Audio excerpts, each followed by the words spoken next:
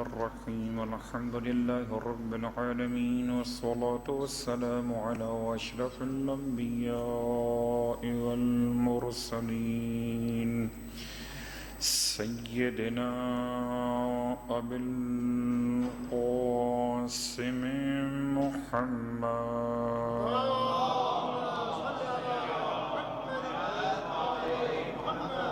وعلى أهل بيته الطيبين الطاهرين واللعنة الدائمة على أعدائهم أجمعين أما بعد فقد قال الله تبارك وتعالى في كلامه الحميد وفرقانه المجيد قوله الحق وهو أصدق القائلين بسم الله الرحمن الرحيم حرمت عليكم الميتة والدم واللحم الخنزير وما أهل لغير الله به والمنخنقة والموقوذة والمتردية والنطيحة وما أكل السبع إلا ما زكيتم وما ذبح على النصب وأن تستقسموا بالأزلام ذلكم فسق اليوم يئس الذين كفروا من دينكم فلا تخشوهم واخشوني اليوم أكملت لكم دينكم وأتممت عليكم نعمتي ورضيت لكم الإسلام دينا فمن اضطر في مخمصة غير متجانف لإثم فإن الله غفور رحيم يسألونك ماذا أحل لهم قل أحل لكم الطيبات وما علمتم من الجوارح مكلبين تعلمونهن مما علمكم الله فكلوا مما أمسكنا عليكم واذكروا اسم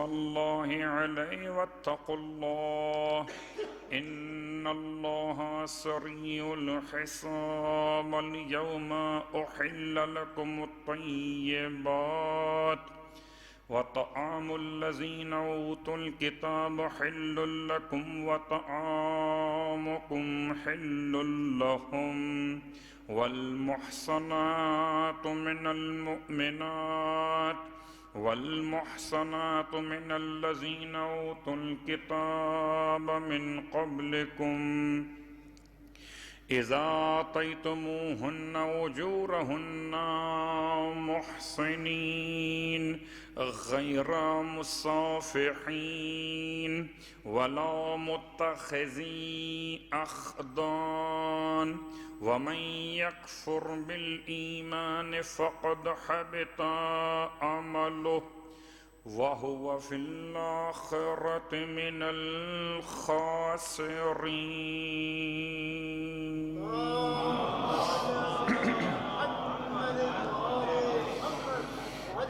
تمام تعریفیں اس خدائے الرحمن الرحیم کے لیے جس کی رحمتوں کے نتیجے میں سانسوں کی آمد و رفت جاری و ساری ہے، اور تمام ہدیہ درود و سلام و نزوات مقدسات کے لیے جن کی تعلیمات کے نتیجے میں سانسوں میں خوشبو ولایت جاری و ساری ہے۔ الحمدللہ الذی جعلنا من المتمسکین بالقرآن العظیم واجعلنا من المتمسکین بولایت علی بن ابی طالب علیہ السلام وجعلنا وإياكم إن شاء الله من الطالبين بثأره مع وليه الامام المہدی من آل محمد علیہم السلام۔ اما بعد، صاحبان ایمان کی خدمت معظم میں خدا کے شکر کے ساتھ کہ اس نے مجھے بولنے کی توفیق عطا فرمائی اور ہم اور آپ مل کر ماہ مبارکہ رمضان میں سورہ مبارکہ المائدہ کے عمدہ پیغام سے فیضیاب ہونے کو جا رہے ہیں۔ انشاءاللہ خدا ہم سب کو قرآن مجید کو سمجھنے کی توفیق عطا فرمائے۔ پروردگار ہم سب کو تلاوت قرآن کا موقع عنایت فرمائے۔ پروردگار ہم سب کو قرآن مجید کے احکامات پر عمل کی توفیق مرحمت فرمائے، اور ہم سب کو روز قیامت قرآن اور وارث قرآن کی شفاعت سے فیضیاب فرمائے۔ سورہ مبارکہ المائدہ کی تفسیر کے بیان سے پہلے چند جملے امام سید سجاد علیہ السلام کے مناجات خمسۃ عشر کے حوالے سے، اور اس سے پہلے بہرحال تذکر یاد دہانی کہ آج کا دن جمعے کا دن تھا، اور خطبہ جمعہ مسجد زہرا میں جو سید عالم دین سید علی بوشہری نے یہ خطبہ دیا، اس کا خلاصہ خطبہ ثانیہ تو مخصوص تھا خطبہ سرکار ختمیہ مرتبہ صلی اللہ علیہ وآلہ وسلم کی تلاوت کے ساتھ، اور خطبہ اولیٰ میں سید نے ماہ مبارکہ رمضان کے بعض اہمیتوں پر روشنی ڈالی تھی، جن میں سے روزے کے رکھنے کا عنوان، اس کی اہمیت، اس کے ساتھ ساتھ ماہ مبارکہ رمضان کو مخصوص کیا جانا روزے کے عنوان سے، اس کے ساتھ ساتھ کار خیر کی طرف متوجہ کرنا، اور فدیہ طعام مسکین پر زیادہ ادا کرتے ہوئے خیر کو خیر کے ذریعے سے حاصل کرنا۔ یہ چند باتیں خلاصہ ہیں، اشارہ ہیں جو وہ فرما رہے تھے کہ انسان کو متوجہ رہنا چاہیے کہ خدا نے ایک بار پھر موقع عطا کیا کہ قبر میں جانے سے پہلے ماہ مبارکہ رمضان مل گیا ہے۔ ہماری طاقت نہیں تھی، ہماری صلاحیت نہیں تھی، ایسا نہیں ہے کہ ہمارے سجدوں کی بنیاد پر خدا نے ماہ رمضان ہمیں دیا ہو، ایسا نہیں ہے کہ ہمارے کسی شکر کی بنیاد پر خدا نے ہمیں یہ عطا کر دیا ہو، یہ اس کا فضل ہے، ورنہ ہم اس کے مستحق تو نہ تھے۔ وہ اہل قبور میں شامل کر دیتا تو کف افسوس ملتے کہ ماہ رمضان، جیسے کہ آپ کے درمیان خدمت گزار امام بارگاہ کے اور بہت ایسی شخصیت کہ جو سب کے لیے یادگار رہے گی، جن کا آج ہی انتقال ہوا شارجہ میں، ہمارے شمسی بھائی جو طویل عرصے سے بیمار تھے، آج جمعے کا دن غالباً شام کے وقت ان کا انتقال ہوا ہے۔ خدا ان کی مغفرت فرمائے، ان کے بلندی درجات کے لیے صلوات پڑھ لیجئے محمد۔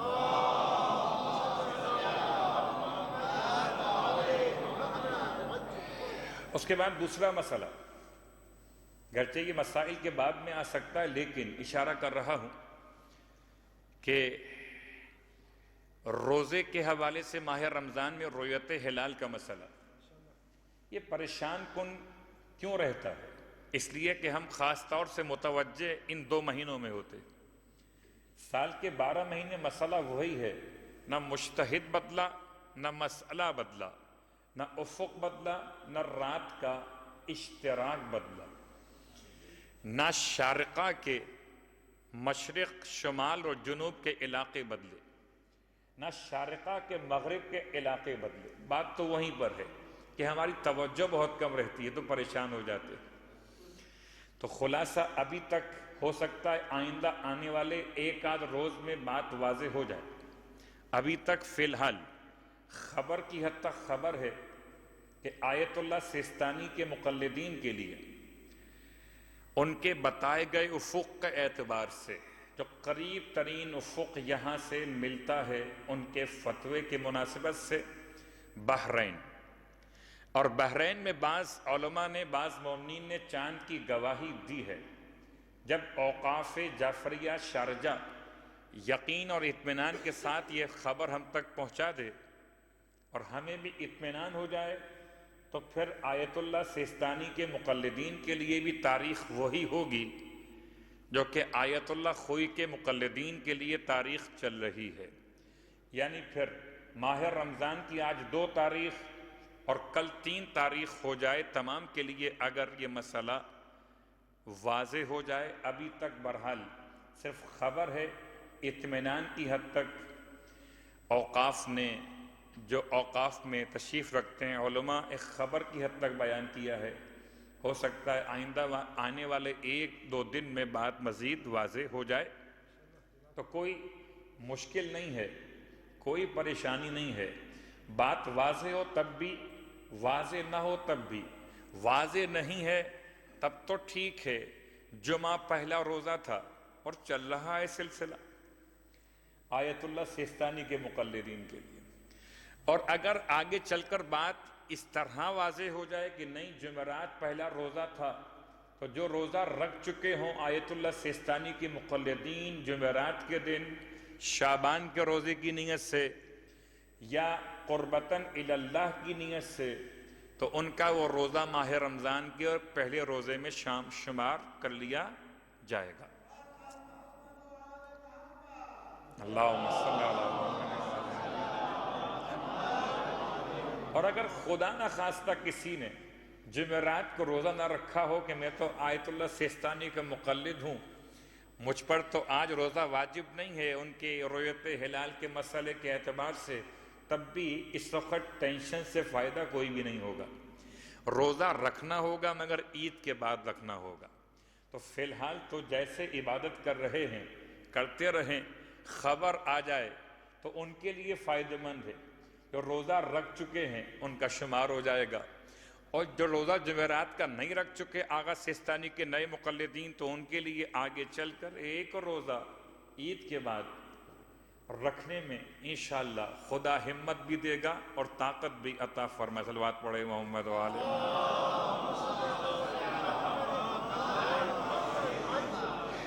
اور اب مناجات 15 15 مناجات۔ کل ہم نے آغاز کیا مناجات تائبین۔ اگر وقت ملے، نہیں وقت نکالیے، ملے گا نہیں، وقت ملتا نہیں ہے، وقت تو نکالنا پڑتا ہے۔ لوگ کہتے ہیں وقت ملے گا تو بلاوا آئے گا تو جائیں گے، وقت ملے گا تو پڑھیں گے۔ نہ بلاوا آتا ہے، خود جانا پڑتا ہے، اور نہ وقت ملتا ہے، خود نکالنا پڑتا ہے۔ تو نکالیے وقت سید سجاد علیہ السلام کے مناجات کو تلاوت کرنے کے لیے۔ مناجات کا نام ہے التائبین، جو کل پڑھ رہے تھے، اس میں 2 جملے آج مزید اور آپ کی خدمت میں۔ اس کے بعد مناجات الشاکین، شکوہ کرنے والوں کی مناجات پر پھر ایک جملہ۔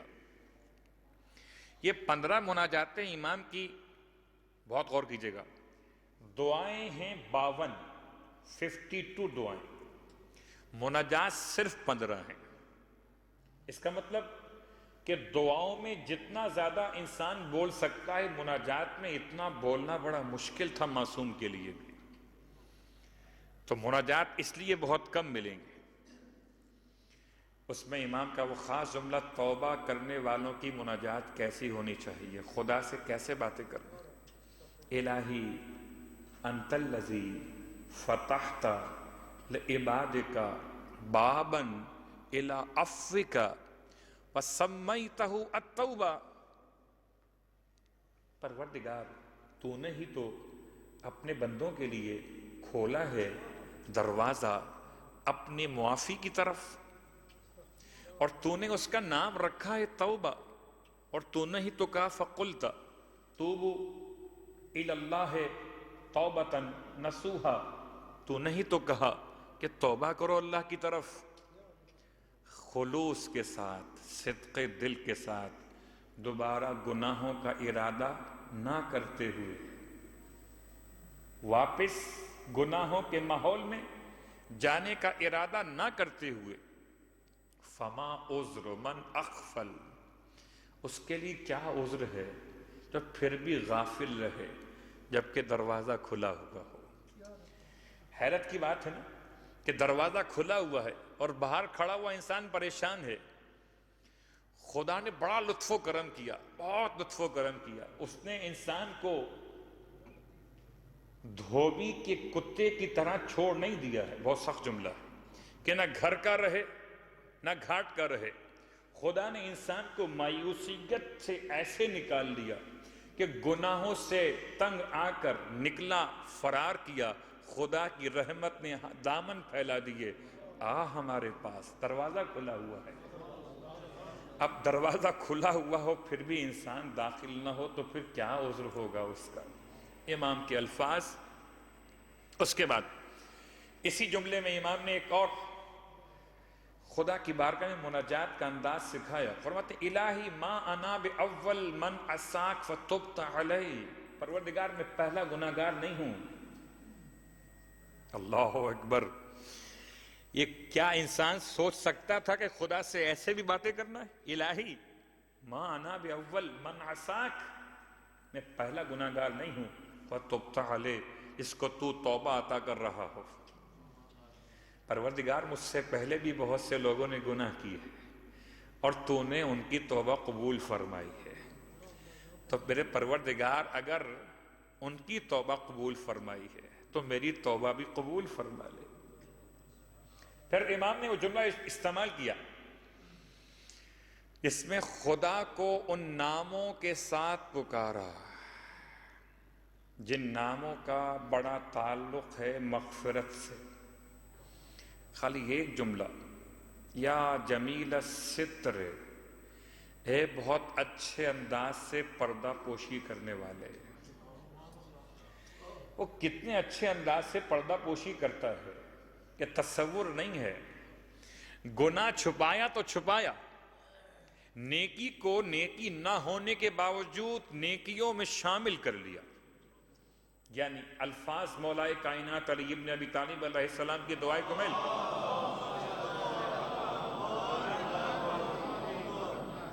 پروردگار کتنی ہی بھلائیاں اور نیکیاں ایسی جن کا میں مستحق اور اہل بھی نہ تھا، تو نے میرے بارے میں لوگوں کے درمیان مشہور کر دی۔ یا جمیل الستر، یا عالماً بما فی السر، اے وہ جو جانتا ہے کہ اندر کیا ہے، اے وہ جو بہت خوبصورت انداز سے پردہ پوشی فرماتا ہے۔ استشفعت بجودک وکرمک الیک، پروردگار میں شفیع بناتا ہوں تیرے جود کو، تیرے کرم کو تیرے ہی سامنے۔ یہ اتنا بڑا جملہ ہے، کسی اور کو شفیع بنائیں یہ اور بات ہے، اور خود خدا کے جود و کرم کو شفیع بنائیں یہ اور بات ہے۔ پروردگار بس میرے گناہوں کو معاف فرما دے، میری توبہ قبول فرما لے۔ امام سید سجاد علیہ السلام کی مناجات تائبین اور انشاءاللہ مناجات الشاکین، جس میں امام فرماتے ہیں بسم اللہ الرحمن الرحیم الہی اشکو۔ کل جملہ یاد ہے میں نے آپ کی خدمت میں کہا تھا کہ 15 مناجاتوں میں سے 11 مناجاتیں ایسی ہیں جن کا پہلا لفظ الہی، الہی، پروردگار اشکو، میں تجھ سے شکایت کرتا ہوں۔ کس کی؟ اپنے نفس کی، کہ یہ گناہوں پر ابھارتا ہے۔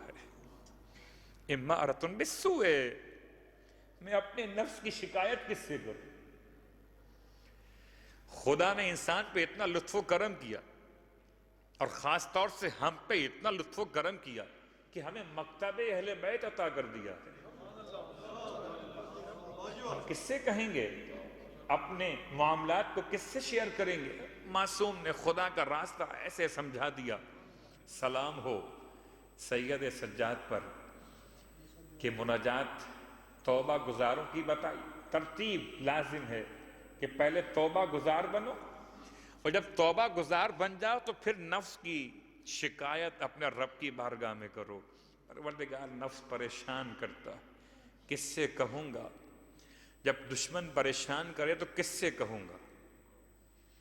بچہ ڈرتا ہے اگر کسی شے سے تو ماں سے کہتا ہے، باپ سے کہتا ہے، بندہ کس سے کہے گا سوائے رب کے؟ آئیے یہاں تک آج مناجات کے اس درس کو اپنے نفس کے لیے اور آپ کے لیے مکمل کرتے ہوئے اب ہم سورہ المائدہ میں کچھ حلال و حرام کے مسائل اور کچھ ولایت علی ابن ابی طالب علیہ السلام کے مسائل کو لے کر آتے ہیں۔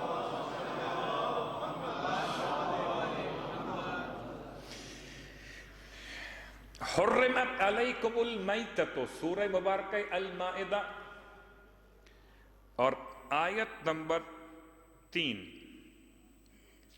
کل ہم نے آیت نمبر 2 مکمل کر لیے تھے بیان کے اعتبار سے، آج آیت نمبر 3، حرمت علیکم المیتۃ، کل کا اگر جملہ یاد ہو، الا ما یتلی علیکم، سوائے ان چیزوں کے جن کی تلاوت کی جائے گی آپ تم سب پر، ان کے علاوہ باقی سب حلال ہیں، تو جن کی تلاوت کی جائے گی وہ کون سے ہیں جو حرام ہیں؟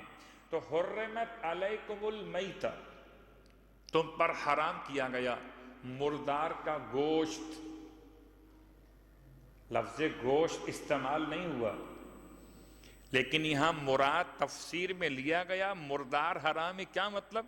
مردار کا گوشت حرام ہے۔ والدم، خون کا پینا حرام ہے، خون کا پینا حرام ہے، کسی حوالے سے کسی عنوان سے خون کا پینا جائز نہیں ہے، حالانکہ خون انسان کے جسم کی ضرورت ہے، لیکن اگر خون پیا جائے تو حجاج جیسے ظالم پیدا ہوتے ہیں، اس لیے شریعت نے قساوت قلبی سے بچانے کے لیے انسان کو خونخوار نہیں بنایا بلکہ جانثار بنایا ہے۔ حرمت علیکم المیتۃ والدم، حرام ہے میت مردار، حرام ہے خون، واللحم الخنزیر، حرام ہے سور کا گوشت کھانا، لحم آ گیا۔ اچھا یہاں پر لوگ بہت ڈرتے ہیں، بسا اوقات وہ دادی اور دادا سے، نانی نانا سے سنا تھا کہ اگر سور کا نام لو گے تو 40 دن دعائیں قبول نہیں ہوں گی، تو ترجمہ کیسے کروں آیت کا؟ ترجمہ تو سور کا ہی ہوگا نا یہاں پر، اب کسی اور کے نام سے تو اس کو یاد صلوات پڑھے محمد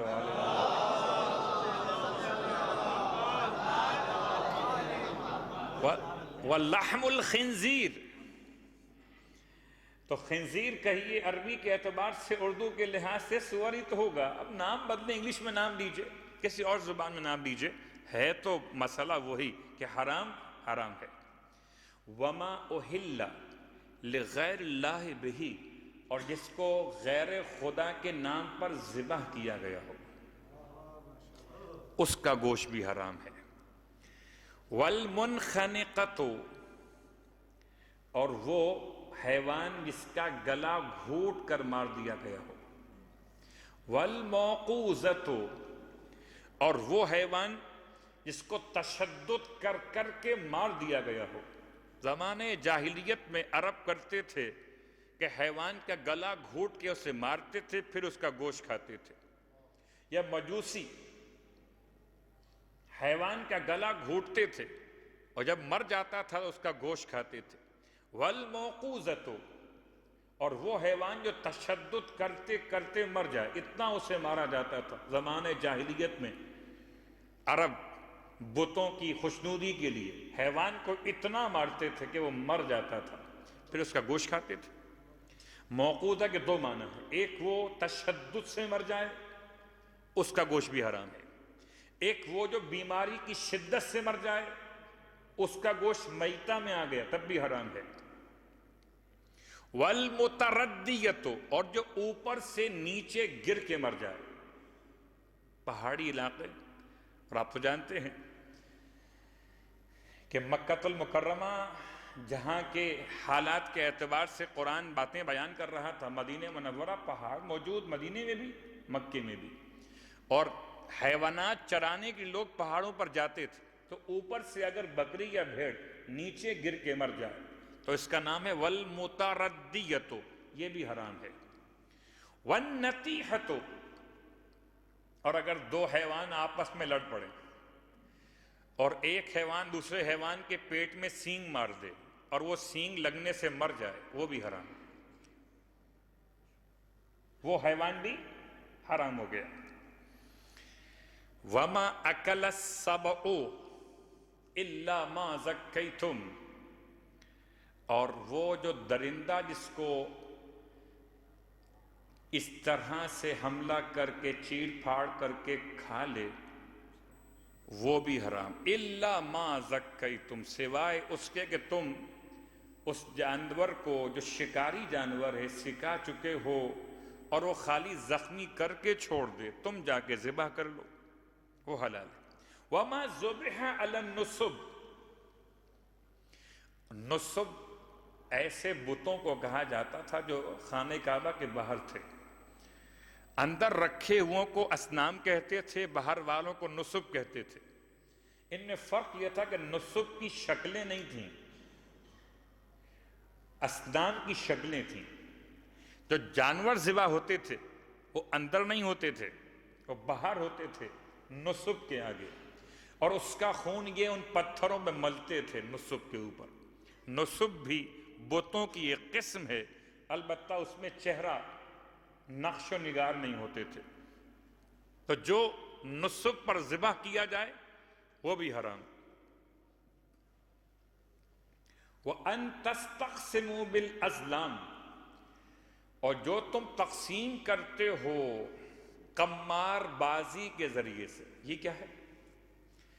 یہ زمانے جاہلیت میں عرب کے 10 لوگ جمع ہوتے تھے اور 10 لوگ جمع ہو کر ایک حیوان کو لے کر آتے تھے، اس کو ذبح کرتے تھے، اس کے گوشت کے 7 حصے بناتے تھے اور 10 تیروں کو لیتے تھے اور ان تیروں پر 7 پہ لکھتے تھے کامیاب اور 3 پہ لکھتے تھے ناکام. اتفاق ہے، یہ زمانہ جاہلیت میں عرب کی باتیں ہیں. 7 پہ لکھتے تھے کامیاب، 3 تیروں پہ لکھتے تھے ناکام. اور یہ 10 تیر ملا کر ایک رکھتے تھے کپڑے کے تھیلے کے اندر مکس کر کے، جیسے کہ پتے کھیلے جاتے ہیں اس طرح مکس کر کے رکھے جاتے تھے.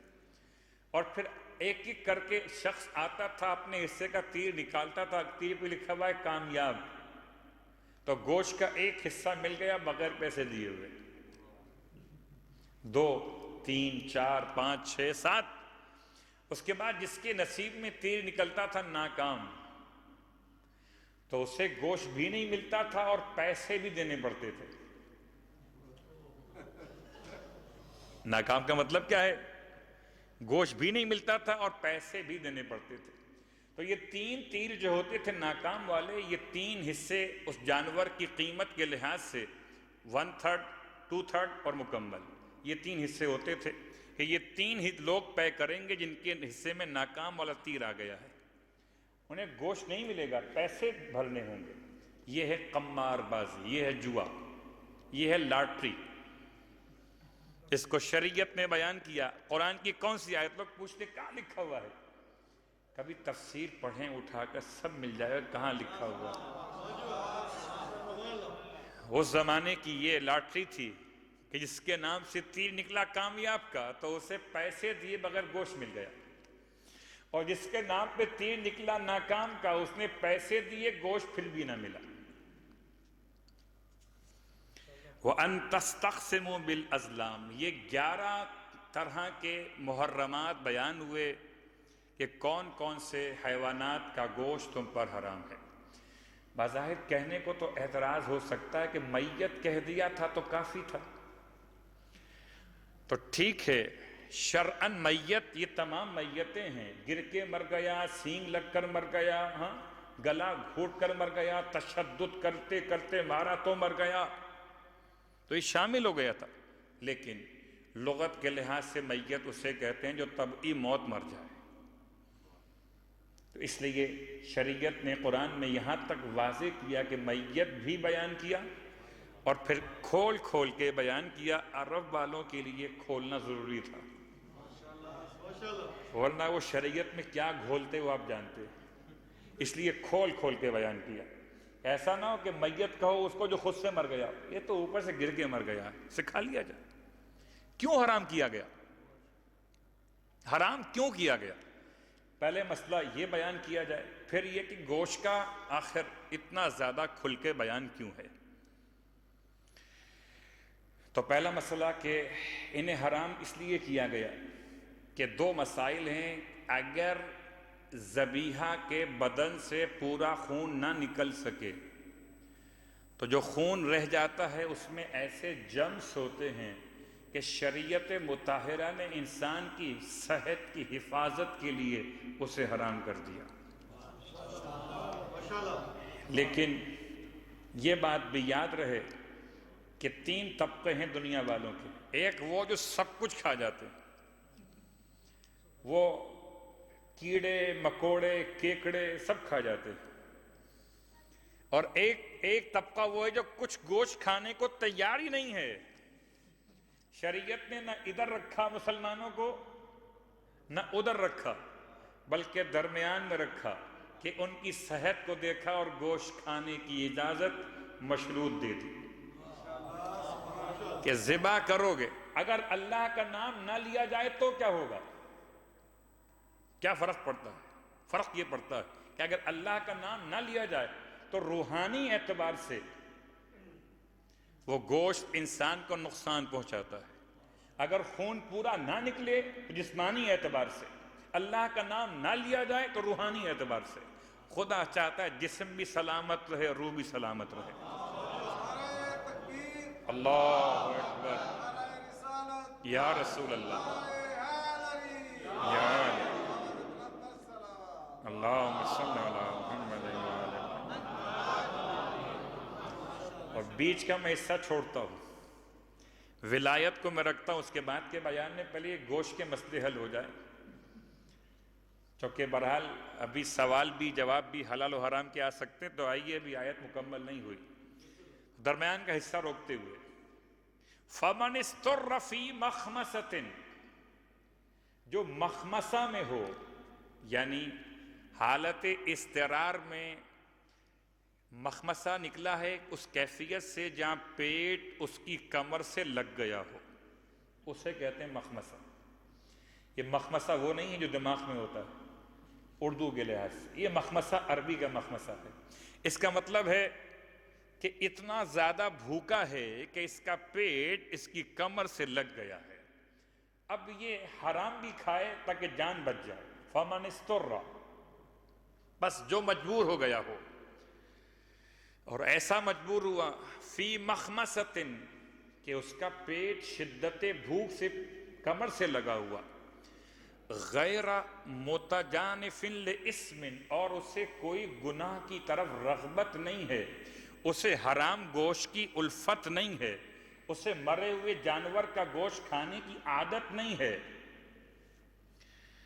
فَإِنَّ اللَّهَ غَفُورٌ رَحِيمٌ، بس اللہ پھر بخشنے والا اور رحم کرنے والا ہے۔ اگر کبھی ایسا ہو گیا تو اور بات ہے، لیکن عام حالتوں میں تم پر لازم ہے کہ ان حرام اور حلال کی پابندی کرو۔ اس کے بعد یسألونک، اگلی آیت پہ چلتے ہیں، آیت نمبر 4۔ یسألونک ماذا احل لہم، وہ آپ سے آ کر پوچھتے ہیں کہ ان کے لیے کیا حلال کیا گیا ہے۔ قل احل لکم الطیبات، حبیب کہہ دو ان سے کہ تمہارے لیے پاکیزہ چیزیں حلال ہیں۔ وما علمتم من الجوارح مکلبین، اور جن جانوروں کو تم خاص طور سے کتوں کو شکار کی تربیت دیتے ہو۔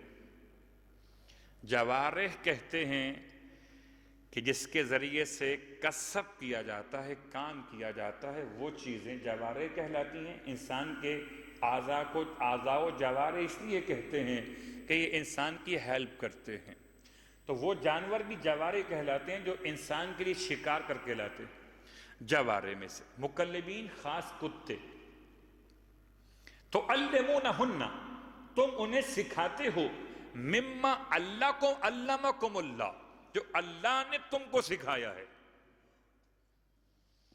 سارے علوم کا سرچشمہ کیا ہے؟ سارے علوم کا سرچشمہ کیا ہے؟ علم کہاں سے آیا؟ علم کا خالق کون ہے؟ علم پیدا کرنے والا کون ہے؟ انسان کو سکھانے والا کون ہے؟ پروردگار۔ مما علمکم اللہ، تم کتوں کو شکار کرنا سکھاتے ہو اس فطرتی علم کی بنیاد پر جو اللہ نے تم کو عطا کیا ہے۔ اور کیا سکھاتے ہیں؟ یہ بات یاد رہے کہ مسلسل ایک پریکٹس ہے کتوں کے لیے کہ وہ شکار کو مالک کے لیے شکار کریں، اپنے لیے شکار نہ کریں۔ شکار کو مالک کے لیے شکار کریں، اپنے لیے شکار نہ کریں۔ جب کتے اس ڈگر سے ہٹ جائیں گے تو پھر شکار کا مسئلہ تبدیل ہو جائے گا۔ تو اس لیے مسلسل ان کی تربیت ہے کہ وہ جائیں، جانور کا شکار کریں، مگر اسے کھائیں نہیں، مالک کا انتظار کریں کہ مالک آئے، بسم اللہ پڑھے، ذبح کرے اور گوشت استعمال کرے۔ فَكُلُوا مِمَّا أَمْسَكْنَا عَلَيْكُمْ، پس کھاؤ اس شکار میں سے جس کو کتوں نے تمہارے لیے شکار کر کے رکھا ہے۔ وَاذْكُرُ اسْمَ اللَّهِ عَلَيْهِ، اور دیکھو کتا چھوڑتے وقت اللہ کا نام لے لینا۔ کتوں کو شکار پر چھوڑتے وقت اللہ کا نام لے لینا۔ وَاتَّقُوا اللَّهَ إِنَّ اللَّهَ سَرِيعُ الْحِسَابِ، اللہ سے ڈرو، پرہیزگاری اختیار کرو، بے شک کہ اللہ بہت تیزی کے ساتھ حساب کرنے والا ہے۔ جتنا تیزی کے ساتھ خدا بخشنے والا ہے نا، یا سریع الرضا، خدا کے نام میں دو سری استعمال ہوتے ہیں، یا وہ سریع الحساب ہے یا وہ سریع الرضا ہے۔ سب سے جلدی راضی بھی ہوتا ہے اور سب سے تیزی کے ساتھ حساب بھی لے گا۔ ان اللہ سریع الحساب۔ آیت نمبر 5، الیوم احل لکم الطیبات، آج کے دن تمہارے لیے طیبات کو حلال کر دیا گیا۔ آج کے دن کا مطلب یہ اسلام کے غالب آنے کے بعد غدیر کے موقع پر جو عنوان قائم ہوا، یہ اس کا اشارہ ہے۔ جب اسلام مضبوط ہو گیا، اب اہل کتاب سے تعلقات برابر کی بنیاد پر رکھے جائیں گے، اس وقت کا مسئلہ۔ الیوم احل لکم الطیبات وطعام الذین اوتوا الکتاب، اور اہل کتاب کا کھانا تمہارے لیے حلال کر دیا گیا۔ اہل کتاب جن پر خدا کی طرف سے کتاب نازل ہوئی، یعنی یہودی جو کہلاتے ہیں، عیسائی کہلاتے ہیں، وہ جو کھانا پکاتے ہیں وہ کھانا تمہارے لیے حلال ہے۔ روایت امام جعفر صادق علیہ السلام کی، فرماتے ہیں یہاں مراد دانے اور گندم ہے، یہاں مراد ان کا ذبیحہ نہیں ہے۔ اہل کتاب کا ذبیحہ حلال نہیں ہے۔ اہل کتاب جو کھانا پکائیں گوشت کے علاوہ، ذبیحہ کے علاوہ، وہ حلال ہے۔ تمہارا کھانا ان کے لیے حلال، ان کا کھانا تمہارے لیے حلال۔ سورہ مائدہ آیت نمبر 5، طعام الذین اوتوا الکتاب حل لکم، یہ تمہارے لیے حلال کیا گیا۔ وطعامکم حل لہم، اور تمہارا ہاتھ کا پکا ہوا کھانا ان کے لیے حلال ہے۔ یعنی کیا مطلب؟ کہ تم انہیں اگر اپنے گھر میں بلاتے ہو اور وہ تمہارے گھر میں کھانا کھاتے ہیں تو ان کے کھانا کھانے سے برتن نجس نہیں ہو جائیں گے، ان کا تمہارے گھر میں کھانا کھانا حلال ہے، یا تمہارا ان کے گھر میں کھانا کھانا حلال ہے، سوائے ایک فقہی مسئلے کے۔ کہ ظاہراً ان کے ہاتھ آلودہ نہ ہو، نجاست ظاہراً شامل نہ کی گئی ہو، شراب سے آلودہ کھانا نہ ہو، یا اس میں سور کا کوئی عنوان شامل نہ کیا گیا ہو، دانے اور گندم کا مسئلہ ہے، سبزی کا مسئلہ ہے، تو وہ جو کھانا تیار کیا ہے اہل کتاب نے اسے آپ کھا سکتے۔ اس کے بعد کھانا پکانے والی کا مسئلہ، ابھی تو تھا مسئلہ کھانا کا، اور اب ہے کھانا پکانے والی کا مسئلہ۔ والمحصنات من المؤمنات، اور تمہارے لیے حلال کی گئی عورتیں مگر پاک دامن، زنا میں مشہور نہیں، گناہوں میں بدنام نہیں، پاک دامن عورتیں مومنات میں سے، وہ بھی حلال ہیں۔ اور والمحصنات من الذین اوتوا الکتاب، اور وہ بھی حلال ہیں جو پاک دامن ہیں اور اہل کتاب میں سے، پاک دامن ہیں اور اہل کتاب میں سے۔ ابھی اطمینان رکھیے کہ اس میں ازدواج دائم اور ازدواج موقت کی بحث آنے والی۔ صلوات پڑھے محمد وآل محمد۔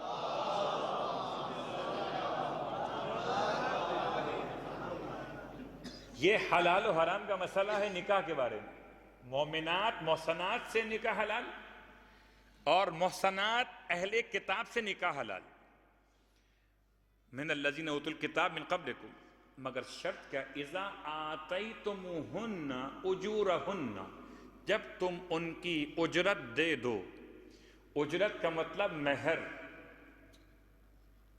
زنا کے پیسے نہیں، اجرت کا مطلب مہر۔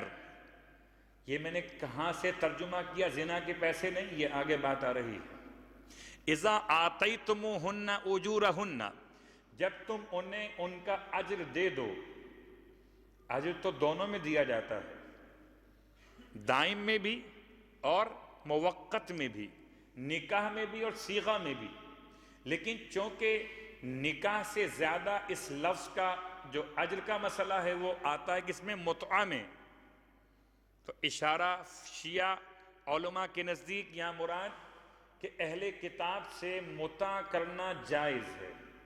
اذا آتیتموہن اجورہن، جبکہ تم ان کو ان کی اجرت یعنی مہر دے رہے ہو۔ مگر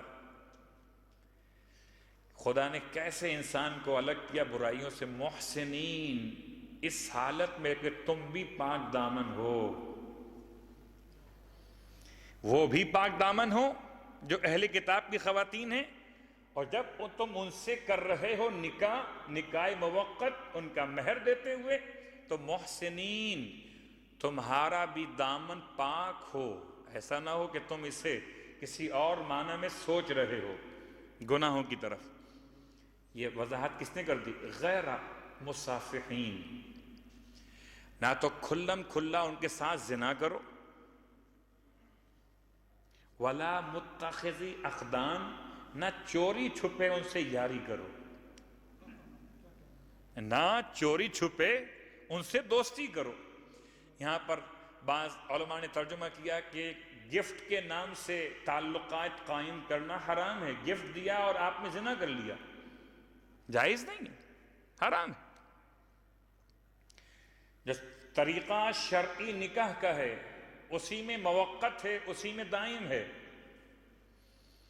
لفظ کا مسئلہ ہے، مدت کا مسئلہ ہے، مگر شرط یہ ہے کہ تم بھی پاک دامن اور وہ اپنے اہل کتاب کی خاتون ہو تو وہ پاک دامن۔ اس کے بعد یہ دو باتیں یاد رہیں کہ نہ یہ کھلم کھلا زنا کے طور پر ملاقات کہلائے، اور نہ یہ چوری چھپے دوستی اور یاری کہلائے۔ اسے کہتے ہیں گرل فرینڈ بنا لینا۔ ولا متخذی اخدان، خبردار اہل کتاب کی عورتوں سے دوستی مت کرنا چوری اور یاری کے نام سے۔ وَمَن يَكْفُرْ بِالْإِيمَانِ فَقَدْ حَبِطَ عَمَلُهُ، اور جو بھی اس ایمان کی باتوں کا منکر ہو جائے اس کا عمل ضائع ہو جائے گا، عمل حب کر لیا جائے گا۔ وَهُوَ فِي الْآخِرَةِ مِنَ الْخَاسِرِينَ، اور وہ آخرت میں ہو جائے گا نقصان اٹھانے والوں میں سے۔ اور فائدہ اٹھاتا ہے مومن مولائے کائنات علی ابن ابی طالب علیہ السلام کی ولایت کو سن کر۔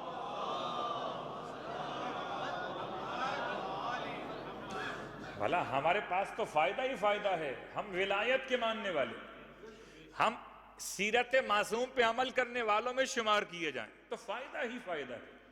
اور اس غدیر خم کے میدان کی طرف چلیں گے انشاءاللہ سورہ مبارکہ المائدہ کی آیت نمبر 67 کے بعد میں۔ ابھی فی الحال ترجمہ اور 3 حدیثوں کا اشارہ۔ ترجمہ کیا ہے؟ الیوم، آیت نمبر 3 کا جو حصہ ہم چھوڑ کے گئے تھے، آیت نمبر 3، الیوم یئس الذین کفروا من دینکم، آج کے دن تو کافر تمہارے دین سے مایوس ہو گئے۔ پہلا جملہ کیا ہے؟ آج کے دن کافر تمہارے دین سے مایوس ہو گئے۔ اس کے بعد اگلا جملہ، فَلَا تَخْشَوْهُمْ وَخْشَوْنِي، بس اب ان سے مت ڈرو، مجھ سے ڈرو۔ خدا کہتا ہے الْيَوْمَ أَكْمَلْتُ لَكُمْ دِينَكُمْ، اور آج کے دن میں نے تمہارے لیے تمہارے دین کو مکمل کر دیا۔ تمہارے لیے تمہارے دین کو، اپنے دین کو نہیں، تمہارے لیے تمہارے دین کو مکمل کر دیا۔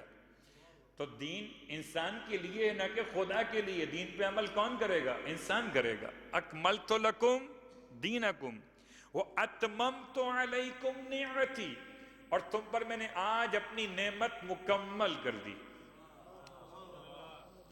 نعمتی، میری خاص نعمت میں نے آج تم پر مکمل کر دی۔ وَرَضِيتُ لَكُمُ الْإِسْلَامَ دِينًا، اور میں تمہارے لیے اسلام بطور دین ہو میں راضی ہو گیا۔ اسلام ہو گیا دین رضی اللہ جب علی بنے ولی اللہ۔ غدیر خم کا میدان تو انشاءاللہ سجے گا جب 65 نمبر کی آیت پر پہنچیں گے۔ آج کی حد تک تو ترجمہ تھا اور 3 حدیثوں کا حوالہ۔ یہ کب ہوا؟ الیوم، الیوم تفسیر المنار کا صاحب مؤلف بڑا سخت متعصب شخص، اس کے بعد بھی لکھتا ہے کہ عیسائی اور یہودی کہتے ہیں کہ اگر ہماری کتاب میں کوئی ایسی آیت ہوتی الیوم اکملت لکم دینکم، تو ہم اس دن کو عید کے طور پہ مناتے۔ لیکن تفسیر المنار کے اس صاحب کو کیا ہو گیا؟ یہ تو لکھ گیا مگر الیوم کا ترجمہ کیا اور نکل گیا، کوئی روایت بیان نہیں کی، ایک عام تفسیر کی، نکل گیا۔ عجیب سی بات ہے۔ کیوں نکل گیا؟ اس لیے نکل گیا کہ اگر حدیثیں لکھتا اور حدیثوں کو ضعیف قرار دیتا تو خلاف عدل تھا، اور قبول کرتا تو خلاف ذوق تھا۔ قبول کرتا تو خلاف ذوق تھا، لکھتا اور پھر اس میں ضعیف کہتا تو خلاف عدل تھا۔ البتہ اس کے باوجود کتابیں بھری ہوئی ہیں کہ یا تو بتائیں مسلمانوں دن کون سا ہے، اور جب نہیں بتا سکتے تو آئیں پھر سن لیں دن کون سا ہے، یا تو سنا دیں یا سن لیں۔ تو مسلمانوں نے سنایا ہے کہ جی وہ روز عرفہ تھا، حجت الوداع، اللہ کا رسول۔ تو کیا اس دن کافر دین سے مایوس ہوا تھا؟ حالانکہ یہ مجمع تو فتح مکہ کے موقع پر پہلے جمع ہو چکا تھا، تو نہ تو اس دن کافر دین سے مایوس ہوا مسلمانوں کے، اور نہ اس دن کوئی نعمت تمام ہوئی۔ پھر ایک اور قول لے کر آ گئے کہ نہیں اچھا یہ مراد نہیں، پھر یہ مراد ہوگا۔ کیا مراد ہے؟ کہ اس سے مراد فتح مکہ کا دن، یہ تو اور بھی دور ہے۔ کہ اس سے مراد سورہ براءت کی تبلیغ کا دن، یہ اور بھی دور ہے۔ کہ اس سے مراد پیغمبر کی بعثت کا دن۔ اللہ اکبر! سورہ مدنی ہے، مکی نہیں ہے۔ سورہ فتح کے پہلے نازل ہوا اور آخری سوروں میں سے ہے۔ اور اس کے بعد صاحب تفسیر روح المعانی لکھتے ہیں کہ رسول خدا اس دن کے بعد 81 دن اور زندہ رہے۔ اس کا بڑا حساب کتاب لگایا ہے علماء نے۔ 81 دن کا مطلب نکلا کہ رسول کی وفات اگر ربیع الاول کی 12 تاریخ کو ہو، جیسے کہ شیخ کلینی نے کتاب اصول کافی میں سے قبول کیا، ربیع الاول کی 12 کو پیغمبر کی وفات ہو تو 12 تاریخ نکال دو، وہاں سے 18 ذی الحجہ کا دن نکال دو، درمیان میں اگر ہر مہینہ 29 کا ہو تو 81 دن بنتے ہیں، غدیر تک پہنچتے پہنچتے۔ تو پیغمبر غدیر کے بعد 81 دن زندہ رہے۔ علماء اہل سنت اس دن کو تلاش کر رہے، 5 احتمالات بیان کیے گئے اور کوئی احتمال قابل قبول نہیں ہے۔ البتہ جو روایات بیان کی گئیں، جن میں حافظ ابو نعیم اصفہانی نے اپنی کتاب ما نزل فی القرآن، جو قرآن میں نازل ہوا علی کے بارے میں، اس پوری کتاب میں لکھا ابو سعید خدری رضی اللہ تعالیٰ عنہ سے کہ اللہ کا رسول غدیر خم کے میدان میں فرما رہے تھے اللہ اکبر علی اتمام النعمہ و اکمال الدین، اللہ بلند ہے کہ اس نے دین کو مکمل کیا، نعمت کو تمام کیا۔ وہ راضی ہو گیا میری نبوت پر، علی کی ولایت پر، راضی ہو گیا میری رسالت پر، علی کی ولایت پر۔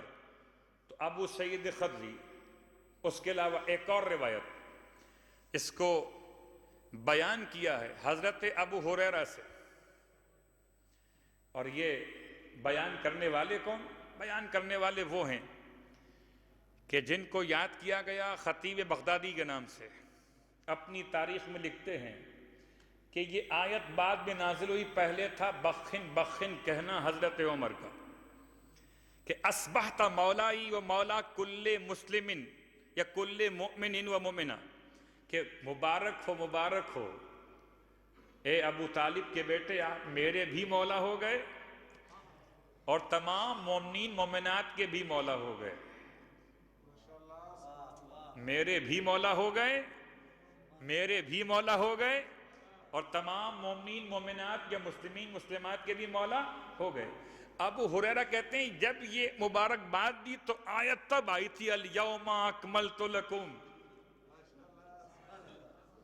زید بن ارقم بھی راوی ہیں، ابن جریر طبری نے ان کی روایت کو نقل کیا کہ یہ واقعہ غدیر خم کے میدان میں پیش آیا۔ تو آئیے آج کی حد تک بات کو یہاں روکتے ہوئے ولایت کے ذائقے کے ساتھ کہ بہرحال ایک سوال کا جواب دوں، پھر چلیں اس پر جو ہماری تقریر کا تیسرا حصہ۔ سوال یہ کہ یہ گوشت کی باتوں میں ملا کر کیوں رکھا غدیر خم کے اعلان کو؟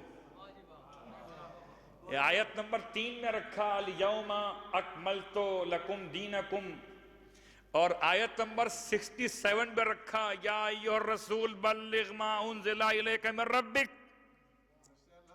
یہ فاصلہ کیوں کر دیا؟ تو یہ فاصلہ کیا گیا کیونکہ یہ بات بالکل مسلم طے شدہ ہے کہ جیسے قرآن نازل ہوا ویسے جمع نہیں ہوا،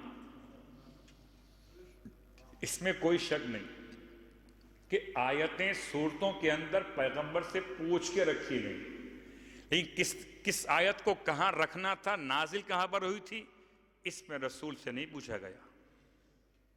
تو یہ دونوں آیتیں سورہ مائدہ میں ہوں، یہ پیغمبر کے مرضی کے اعتبار سے، لیکن ایک یہاں پر ہو ایک وہاں پر ہو۔ علماء کہتے ہیں ہمارے کہ بات یہ کہ ہر نفیس شے کو عام سی چیزوں میں چھپا کے رکھا جاتا ہے، یا میں یوں کہوں کہ گوشت کے حلال و حرام کے مسائل بیان کرتے ہوئے خدا نے کچھ تو پیغام دیا ہے کہ ولایت کی بات اور اس انداز سے بیان ہوئی کہ پیغمبر اپنی زندگی میں جن مسائل کا سب سے زیادہ شکار ہوئے، وہ جمعرات کا دن، ابن عباس کی آنکھوں میں آنسو، پیغمبر کا قلم اور دوات مانگنا، یہی مسئلہ تھا۔ تو اگر ان تمام حالات کو دیکھتے ہوئے آج ہم قرآن پڑھ رہے ہیں تو بات سمجھ میں آ سکتی ہے کہ آخر یہ آیت یہاں پر کیوں ہے گوشت کے معاملات میں، اور وہ آیت 67 نمبر پر کیوں ہے؟ تو یا ایھا الرسول بلغ ما انزل الیک من ربک، مگر ولایت کے چاہنے والے ڈھونڈ کے نکال لاتے ہیں جہاں لکھا ہو ولایت کا تذکرہ۔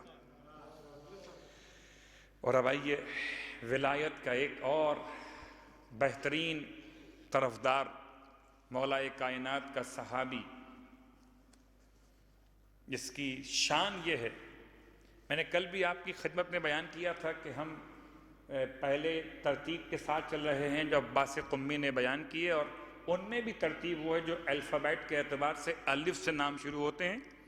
مولا کے اصحاب میں کل اسبق تھے اور آج الف سے ایک اور نام ہے، اور اس نام کا تعارف کراتا ہوں۔ پہلا اس کا تعارف ہے سہیل یمن، اس کا دوسرا تعارف ہے آفتاب قرن، اس کا تیسرا تعارف ہے احد من الزہاد الثمانیہ، اس کا چوتھا تعارف ہے نفس الرحمن، اس کا پانچواں تعارف ہے خیر التابعین، اس کا چھٹا تعارف ہے سید التابعین، اس کا ساتواں تعارف ہے پیغمبر کا سلام اس کے لیے۔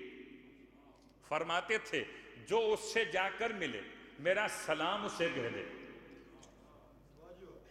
اب آئیے آہستہ آہستہ ان لفظوں کا ترجمہ کر دوں اپنے جوان دوستوں کے لیے۔ سہیل یمن، یمن کا یگان روزگار مومن، ایسا چمکدار مومن کہ اسے آفتاب قرن کہا گیا، یعنی قرن کا چمکتا ہوا سورج۔ 8 زاہد گزرے ہیں، جن میں سے ایک جناب کمیل ہیں اور ایک جناب اویس ہیں جن کا ہم ذکر کر رہے ہیں۔ اویس الف سے نام شروع ہوتا ہے، یمن کے رہنے والے ہیں، قبیلے کا نام قرن ہے، قبیلے کی شاخ سے متعلق ہے، اور یہ مولا کائنات علی ابن ابی طالب علیہ السلام کے بڑے خاص لوگوں میں شامل ہیں۔ اللہ کے رسول نے ان کو نفس الرحمن کا لقب دیا، رحمان کا نفس۔ اللہ کے رسول نے ان کے لیے سید التابعین کا لقب دیا کہ تابعین میں سردار ہیں یہ، خیر التابعین، سب سے بہتر تابعین میں۔ تابعین کون ہوتے ہیں؟ صحابہ رسول کے بعد جو پہلی نسل آئی ہے، جس نے صحابہ رسول کو اپنی آنکھوں سے دیکھا ہے، اسے کہتے ہیں تابعین۔ تو اویس صحابی رسول نہیں ہے، خیر التابعین ہے۔ اویس مدینے آئے تھے، کرتے کیا تھے؟ بہت معمولی کام کرتے تھے، اونٹ چراتے تھے اجرت پر، جو پیسے ملتے تھے بوڑھی ماں کو پالتے تھے۔ ماں سے پوچھا کہ جاؤں میں سلام کے لیے؟ ماں نے کہا جاؤ مگر 2 پہر تک واپس آ جانا۔ گئے مدینہ منورہ، یمن سے گئے، رسول کا عاشق، یمن کا رہنے والا، مدینے گیا، پیغمبر کو سلام کیا، مگر پیغمبر ہے نہیں، سلام کسے کرے؟ انتظار میں رہے۔ دوپہر کا وقت قریب ہوا، لوٹ کے واپس آ گئے۔ پیغمبر پلٹ کے واپس آئے، پوچھا یہ آج نور کیسا پھیلا ہوا ہے؟ لوگوں نے کہا وہ آیا تھا اونٹ چرانے والا اویس کا، وہ جنت کی خوشبو یہاں چھوڑ گیا ہے۔ پیغمبر فرماتے تھے کہ مجھے یمن کی طرف سے رحمان کی خوشبو آتی ہے، یمن کی طرف سے۔ ان کے اعمال کیا تھے؟ اویس کیا صرف ماں کی خدمت گزار ہی تھے یا اور بھی کچھ تھے؟ اویس کی حالت عبادت میں یہ تھی کہ ہر رات کی ابتدا میں یہ کہتے تھے آج کی رات رکوع کے لیے ہے، اور پوری رات رکوع میں گزار دیتے تھے۔ کبھی کہتے تھے آج کی رات سجدے کے لیے ہے، تو پوری رات ایک سجدے میں گزار دیا کرتے تھے۔ لوگوں نے کہا یہ کیا اپنے اوپر زحمت کرتے ہیں، پوری رات بھر سجدہ؟ تو کہتے تھے کاش ازل سے ابد تک ایک ہی رات ہوتی، سجدے میں گزار دیتا۔ جناب اویس مولا کے چاہنے والے، مولا کے صحابی، پھر مدینے میں آئے، اور اللہ کے رسول نے وصیت فرمائی تھی کہ میرا لباس اویس کو دے دینا۔ اللہ کے رسول کا ایک لباس اویس کو دیا گیا۔ جب اویس مدینے پہنچے تو زمانہ خلافت دوم کا ہے، اور حضرت عمر بیان کرتے ہیں کہ میں نے دیکھا اویس کو کہ اویس پہنے ہوئے ہیں وہ چٹائی جس پر اونٹ چارہ کھاتا ہے، ان کے بدن پہ لباس نہیں ہے، وہ اپنے کو چھپائے ہوئے اس چٹائی کے اندر یا اس پرانے کپڑے پر، کمبل پر جس پر اونٹ دانہ کھاتا ہو، اسے اوڑھے ہوئے۔ کہتے ہیں ان کے زہد کو دیکھ کر میرا دل تڑپ گیا، اور میں نے ان سے کہا کہ کوئی ہے جو مجھ سے خلافت لے لے 2 روٹی کے بدلے میں؟ تو اویس نے سن کر جواب میں کہا کہ کوئی عقل مند تم سے خلافت لے گا نہیں، اگر تم چاہتے ہو کہ اسے چھوڑ دو، چھوڑ کے چلے جاؤ، جس کا جی چاہے گا لے لے گا۔ اس میں کتنی گہرائی صلوات پڑھے محمد و آل محمد پر، تفصیل کا وقت نہیں ہے۔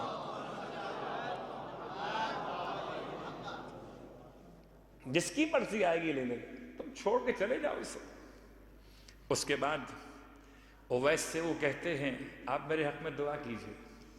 اویس نے کیا جواب دیا ہے، سبحان اللہ، کہتے ہیں میں ہر روز مومنین و مومنات کے لیے دعا کرتا ہوں، اگر تم مومنین میں شامل ہوگے تو دعا لگ جائے گی، اور اگر شامل نہیں ہو تو میں اپنی دعا کو ضائع کیوں کروں۔ اور پھر یہ امام کے ان چاہنے والوں میں سے جنہوں نے امام سے بیعت کی ہے کہ یہ نہر پہ وضو کر رہے تھے کہ ان کو آواز پہنچی شور کی، پوچھا شور کیسا ہے؟ کہا گیا صفین کے لیے علی ابن ابی طالب نکل رہے ہیں جنگ کے لیے، حاکم شام کا مقابلہ ہے۔ انہوں نے وضو کرتے کرتے اپنے آپ کو تیار کیا کہ سب سے بڑی عبادت متابعت علی ابن ابی طالب ہے، نکل کھڑے ہوئے، اور مولا نے فرمایا اپنے لشکر میں کہ آج جنگ میں جانے والے جمع ہو رہے ہیں مقام نخیلہ پر، کہ آج 21 فوجیں ہوں گی اور ہر ایک فوج میں 1000 سپاہی ہوں گے۔ راوی کہتا ہے مجھے مولا کی بات سمجھ میں نہیں آئی، کون گنتی کرے گا؟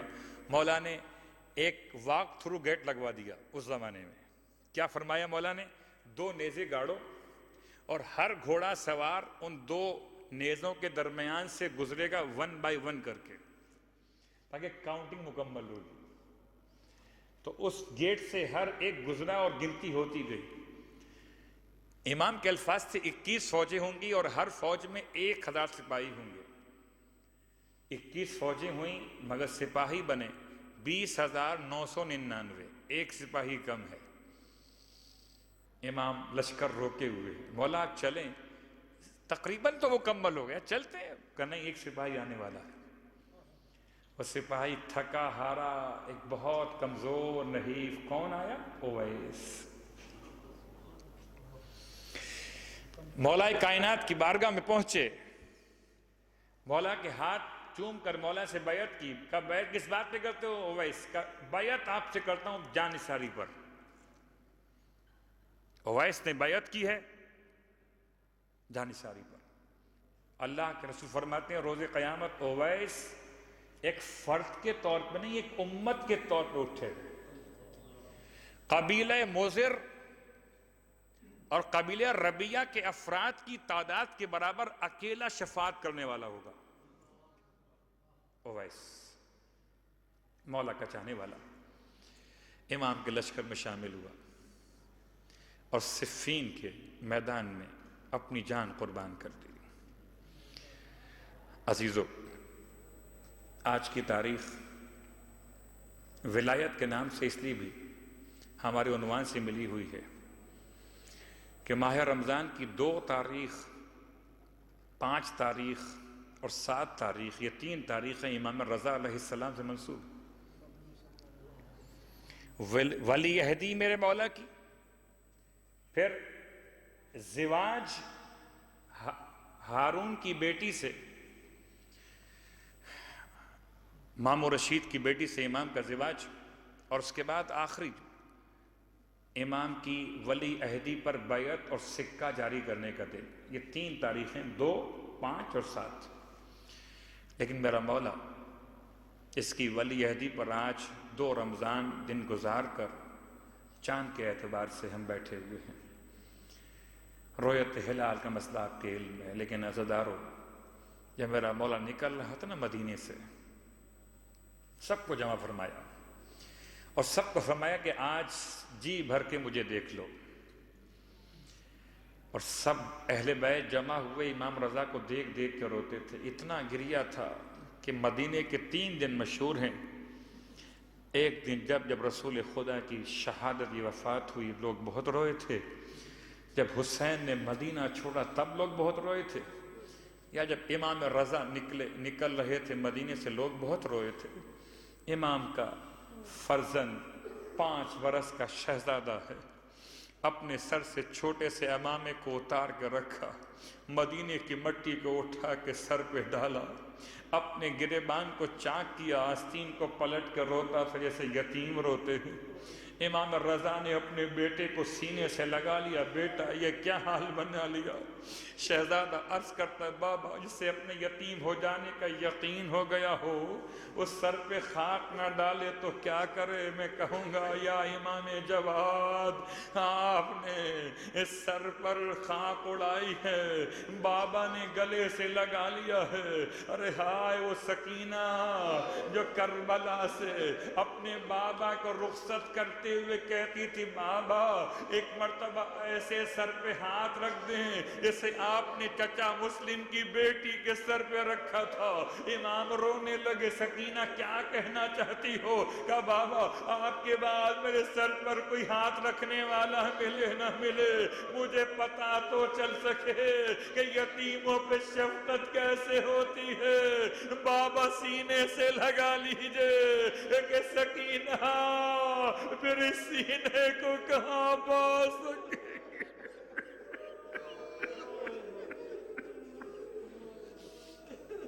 اللہ ولعنۃ اللہ علی القوم الظالمین وسیعلم الذین ظلموا ای منقلب ینقلبون۔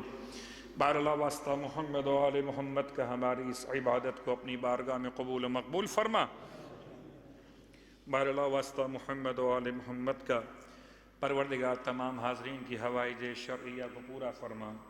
بار اللہ واسطہ محمد و آل محمد کا پروردگار تمام تر حاضرین جو اپنی اپنی حاجات لے کر فرش عزا پر آ کر بیٹھے ہیں، امام رضا کا واسطہ، امام جواد کا واسطہ، سکینہ کے زخمی رخساروں کا واسطہ، کانوں سے لہو بہتا تھا شہزادی کے اس مصائب کا واسطہ، تمام پر مشکلات کو دور فرما۔ پروردگار جہاں جہاں صاحبان ایمان آباد ہیں تمام کی حفاظت فرما۔ بار اللہ واسطہ محمد و آل محمد کا پروردگار مرنے سے پہلے کربلا مولا کی زیارت نصیب فرما، مرنے کے بعد کربلا والوں کی شفاعت نصیب فرما، جنت میں کربلا والوں کے قدموں میں غلاموں کو جگہ نصیب فرما، امام زمانہ علیہ السلام کے ظہور میں تعجیل فرما۔ ہم سب کو، ہمارے آباء و اجداد، ذریت و اولاد کو امام علیہ السلام کے ادنا ترین خدمت گزاروں میں شامل فرما۔ یہ اعلان نہایت افسوس کے ساتھ کیا جاتا ہے کہ امام بارگاہ علی رضا کے ہر دل عزیز جناب سید شمس الحسن شمسی، جو کہ سامنے ڈونیشن کاؤنٹر پر بیٹھتے تھے، ان کا آج مغرب کے وقت انتقال ہو گیا ہے۔ مرحوم کی تدفین یہیں شارجہ میں کل بعد نماز ظہر متوقع ہے۔ تمام مومنین مومنات سے مرحوم سید شمس الحسن شمسی کے لیے سورہ فاتحہ کی التماس ہے۔ بسم اللہ الرحمن الرحیم، الحمد للہ رب العالمین الرحمن الرحیم مالک یوم الدین۔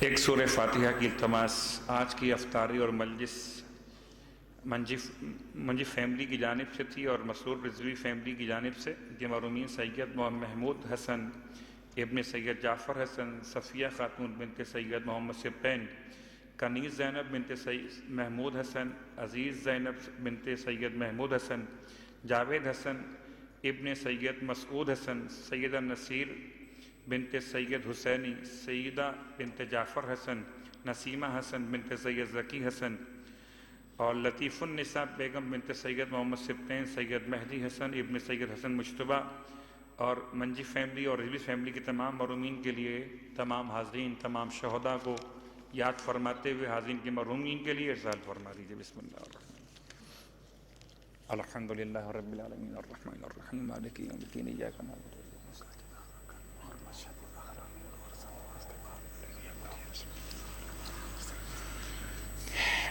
انشاءاللہ سید شمس الحسن شمسی مرحوم کا جنازہ کل ظہرین کی نماز کے فوراً بعد مسجد زہرا میں ادا کیا جائے گا۔ آپ سے شرکت کی التماس ہے، اور جیسے کہ ہم ہر سال یہ کرتے رہے کہ کچھ سوالات اگر آپ کے ذہن میں ہوں تو مسائل کو بیان کیا جائے، تو 5 منٹ کا وقت ہے مسائل کا، جب تک باقی لوگ جو ہیں وہ وضو کر لیں تاکہ جماعت 2 دن کی قضاء عمری پڑھی جائے گی اس میں شرکت کر سکیں۔ مسائل جو آپ کے ذہن میں روزے سے متعلق ہوں، پھر ریپیٹ کرتا ہوں کہ چاند کا مسئلہ آیت اللہ خوئی کے اعتبار سے تو بہرحال واضح تھا کہ جمعرات پہلا روزہ تھا اور جمعے کا دن دوسرا روزہ تھا۔ اسی کے ساتھ ساتھ آیت اللہ خامنائی اور آیت اللہ خمینی کے مقلدین کے لیے بھی یہی تاریخ چل رہی ہے۔ آیت اللہ سیستانی کے مقلدین کے لیے ابھی تک جو اطلاعات کے اعتبار سے جو اطمینان والی بات ہے اس میں یہی بات ہے کہ آج جمعے کا دن پہلا روزہ، اور اگر بعد میں خبر آئی کہ جمعرات کے اعتبار سے ان کا بھی چاند افق میں ثابت ہو گیا تھا تو پھر بعد میں جو روزہ رکھ چکے ہیں جمعرات کا وہ ان کا رمضان کا شمار ہو جائے گا، اور جنہوں نے رکھا نہیں تھا ان کے لیے عید کے بعد 1 دن قضا کرنا ہوگی۔ آیت اللہ سیستانی کے مقلدین کا مسئلہ۔ اب سوالات آپ کے ذہن میں تو بیان کیجئے، 5 منٹ کا وقت ہے سوال جواب کا، پھر انشاءاللہ جماعت ہوگی۔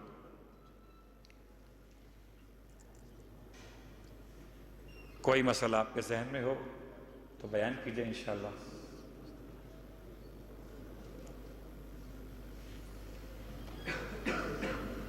کیا کوئی مسئلہ ماشاءاللہ حل ہو گیا؟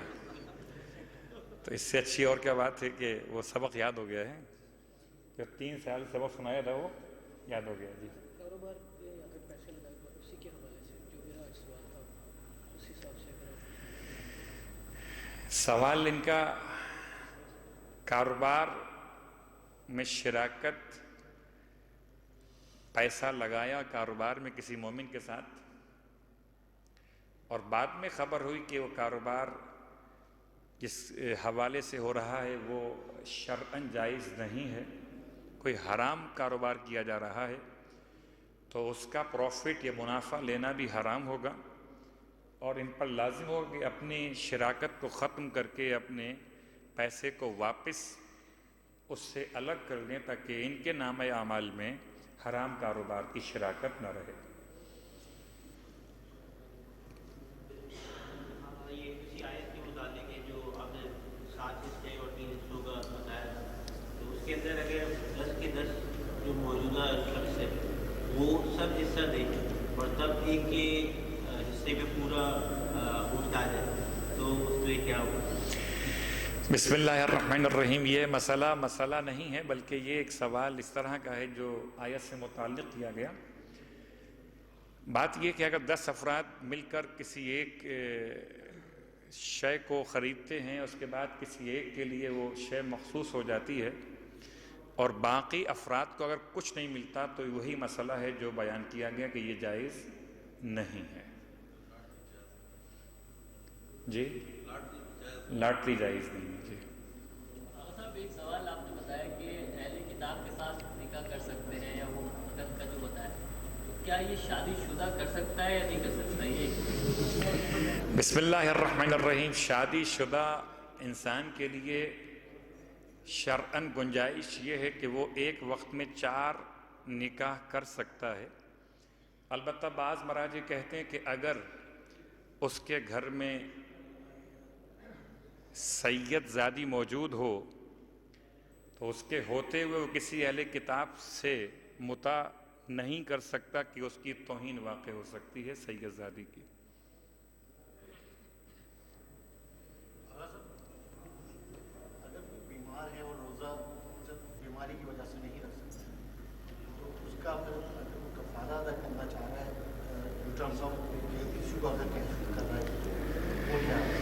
بسم اللہ الرحمن الرحیم. اگر کوئی شخص بیمار ہے، ومن کان منکم مریضا، مریض ہے اور ایسا مریض ہے کہ ماہ رمضان اگلا آنے تک کوئی راستہ درمیان میں شفا کا نہیں ہے، کوئی امید نہیں اچھا ہونے کی، مستقل بیماری ہے، تو ایسے مریض پر روزہ نہیں ہے، بلکہ اس کے بدلے فدیۃ طعام و مسکین، ایک مسکین کو پیٹ بھر کے کھانا کھلانا، یعنی کہ 750 گرام خوراک کا انتظام کرنا ایک روزے کے بدلے، یہ اس پر واجب ہوگا.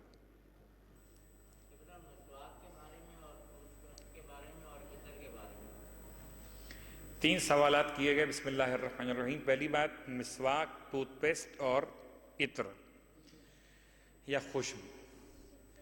تو مسواک استعمال کر سکتے ہیں روزے کی حالت میں، بس یہ یاد رہے کہ مسواک گیلی کر کے منہ میں لے جانا مکروہ ہے، یا منہ سے نکال کر پھر جو لعاب سے وہ گیلی ہو چکی ہے دوبارہ اس کو منہ کے اندر لینا اور اس لعاب کو پی لینا جو مسواک کے اندر جمع ہو گیا ہو، روزے کو باطل بھی کر سکتا ہے. نارمل مسواک کرنے میں کوئی حرج نہیں ہے. مسواک میں منہ کا پانی جمع ہوا وہ باہر نکال لیا آپ نے، جب منہ سے الگ ہو گیا تو اب اس لعاب کا پینا حرام ہو گیا. اب اس لعاب کو آپ، اس مسواک کو آپ منہ میں رکھیں اور جو اس میں ذرا سا بھی اگر لعاب کی تری باقی ہو تو وہ اگر پی لیں گے تو روزہ باطل ہو جائے گا. اس کے بعد مسئلہ پیسٹ کا، تو پیسٹ کر سکتے ہیں، کوئی مشکل نہیں ہے، بس یہ کہ اس کا ذائقہ انسان کے حلق میں اندر جانے نہ پائے. تیسرا مسئلہ، روزے کی حالت میں خوشبو کا استعمال جو کر سکتے ہیں، بالکل خوشبو روزے دار کا تحفہ ہے، استعمال کر سکتے ہیں، اس سے روزہ باطل نہیں ہوتا. البتہ مکروہ ہے بعض خوشبودار گھاس، مخصوص جڑی بوٹیوں کا سونگھنا، وہ بھی مکروہ ہے، لیکن خوشبو لگانا، عطر لگانا، پرفیوم لگانا روزے کی حالت میں نہ مکروہ ہے نہ حرام ہے. جی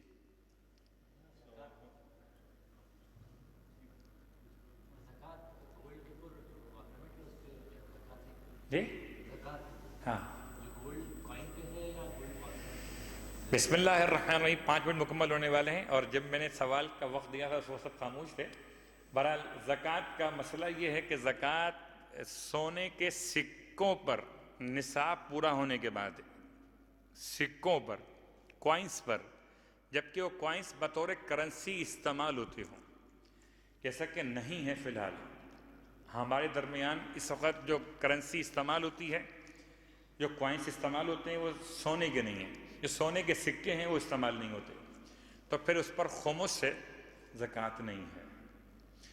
آئیے رب کی بارگاہ میں دعا کرتے ہیں، مالک ہم سب کو اطاعت خدا کی توفیق عطا فرمائے. ربنا تقبل منا انک انت السمیع العلیم بجائے محمد وآلہ المعصومین برحمتک یا ارحم الراحمین.